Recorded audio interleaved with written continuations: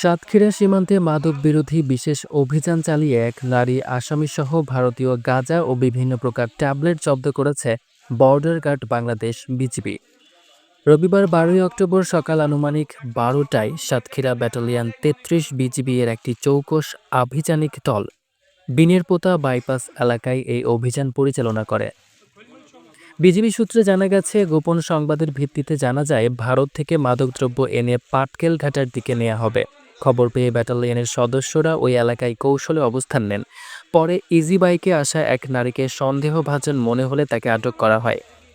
আটক নারী মোসাম্মদ সুরাইয়া ইয়াসমিন, স্বামী মোহাম্মদ আব্দুল আজিজ, গ্রাম কাথন্ডা, ডাকঘর বৈকারি, থানা সাতক্ষীরা সদর, জেলা সাতক্ষীরা। তল্লাশির সময় তার বহন করা ব্যাগ থেকে ১ কেজি ভারতীয় গাঁজা, ১৯৯ পিস টিপডল ট্যাবলেট, ৩০ পিস সিলডেনাফিল ট্যাবলেট এবং একটি মোবাইল ফোন উদ্ধার করা হয়েছে। জব্দকৃত মালামালের আনুমানিক মূল্য ১৮,৭৪০ টাকা।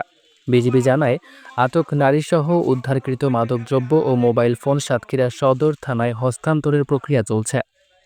সাতক্ষীরা ব্যাটালিয়ন ৩৩ বিজিবি এর অধিনায়ক মোহাম্মদ আশরাফুল হক বলেন, মাদক চোরাচালান প্রতিরোধে বিজিবি সব সময় সতর্ক অবস্থানে রয়েছে।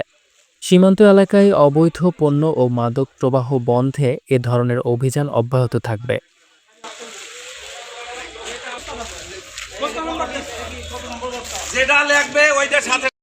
সৈয়দ আব্দুস সালাম পান্নার তথ্য ও চিত্রে ইশরাক অর্ণব, চ্যানেল 21, সাতক্ষীরা।